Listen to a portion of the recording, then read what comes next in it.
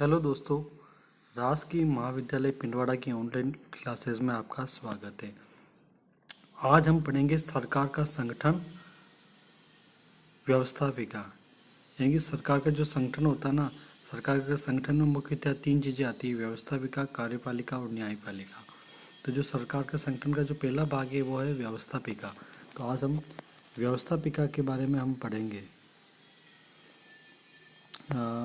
तो इसको पढ़ने से पहले एक संक्षिप्त वाक्य है जो जिसे गार्डनर ने कहा है।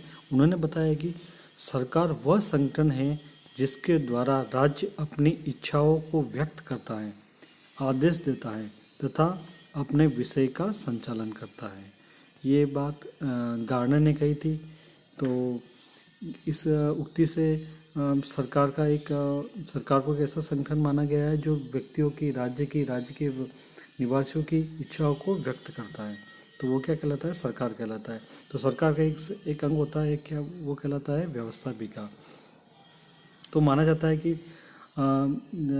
राज्य नामक संस्था का उदय के साथ ही इसके कार्यकारी स्वरूप सरकार का भी उद्भव माना जाता है कि जिस प्रकार राज्य नाम की संस्था उत्पन्न हुई ना, उसके साथ जो राज्य का जो कार्यकारी रूप है वो क्या कहलाता है? सरकार कहलाता है। कि राज्य तो एक संस्था है, तो संस्था तो कार्य खुद करती नहीं है, तो जो संस्था का जो काम करने का जो कार्य करता है ना, वो कार्यकारी संगठन कौन है? सरकार है। पुराने समय में सरकार पुराने सरकार में सरकार राजाओं को, मंत्री को, जमींदार को, जागीरदार के रूप में भी जानी जाती थी। लेकिन वर्तमान में सरकार के बहुत सारे रूप विकसित हो गए हैं जो विभिन्न देश एवं परिस्थितियों के अनुकूल होते हैं। सरकार का विकास भी राज्य के विकास के साथ साथ सतत प्रक्रिया के रूप में होता गया। ठीक है ना। जैसे कृषक जनता वृहद एवं घने समुदाय में इकट्ठे होने लगे, उनके मध्य अंतर्क्रिया बढ़ी और सामाजिक दबाव का उदय हुआ। इसके साथ ही समाज एवं आवास की एक नई संरचनाओं का उद्भव और विकास होने लगा और अपने छोटे छोटे उद्देश्यों के लिए वह संगठित एवं संचालित होने लगे। इस तरह सरकार व्यक्तियों व समाजों के संगठन, जिसे बृहद रूप में राज्य कहा जाता है, ठीक है ना, लोगों का संगठन होता है जिसके विस्तृत रूप में क्या उसको राज्य कहलाता है। और इसका संगठन और संचालन करने वाली जो संरचना होती है वह क्या कहलाती है? सरकार कहलाती है। राज्य की जो संगठन होता है जो उस क्रिया को संचालन करता है वह सरकार कहलाता है और राज्य के भीतर कार्य करता है। किसी भी राज्य का जो सजीव पक्ष होता है वो वह सरकार कहलाता है। ठीक है ना। किसी भी राज्य का सजीव पक्ष क्या कहलाता है?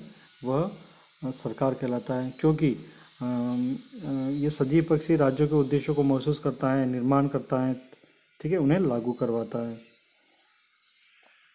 तो ऑक्सफोर्ड डिक्शनरी में ना सरकार की परिभाषा उन्होंने बताया कि सरकार किसी राज्य या समुदाय के संचालन या शासन की प्रक्रिया या तंत्र है।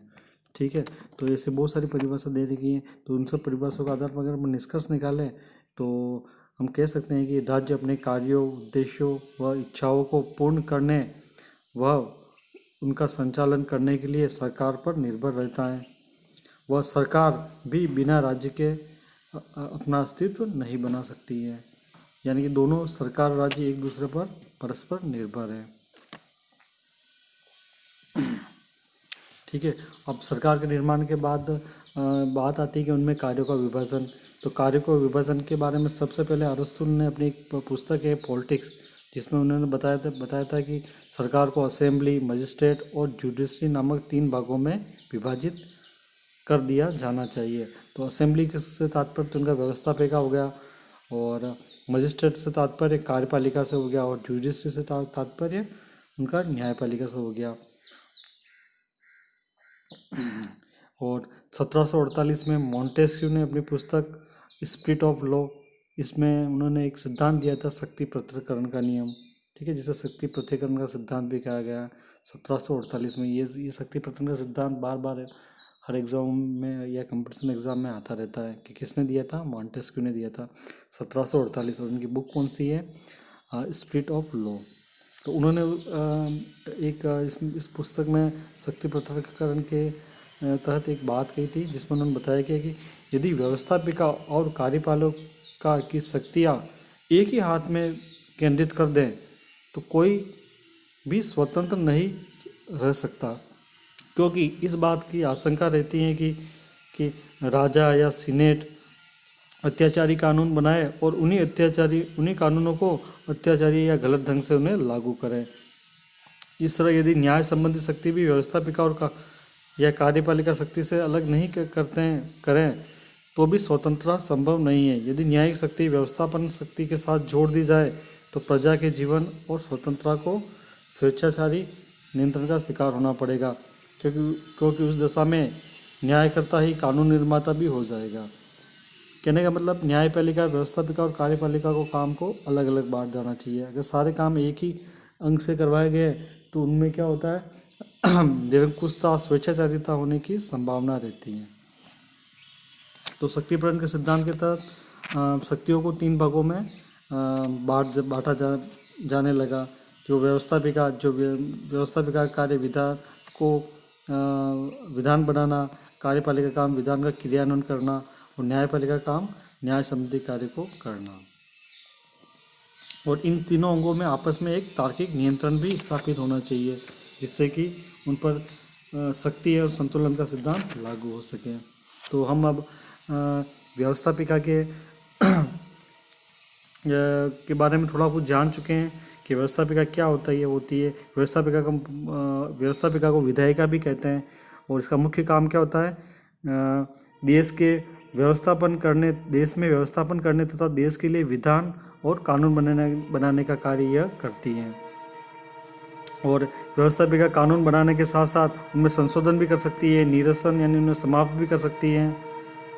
और अधिकतर मामलों में व्यवस्थापिका में जो लोग सदस्य चुनकर आते हैं, या तो प्रत्यक्ष रूप से चुन के आते हैं या अप्रत्यक्ष रूप से चुनकर आते हैं। तो और अधिकतर देशों में प्रत्यक्ष निर्वाचन ही ज़्यादा होता है।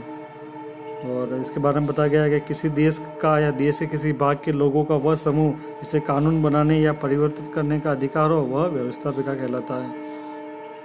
तो इसी आधार पर कुछ परिभाषाओं के आधार पर व्यवस्थापिका को कुछ अलग अलग नामों से भी पुकारा जाता है, जैसे कि राष्ट्र का दर्पण है, शिकायतों की समिति है, जन इच्छा के मूर्त रूप है, थिंक टैंक है, बेंच ट्रस्ट है, आदि नामों से जाना जाता है।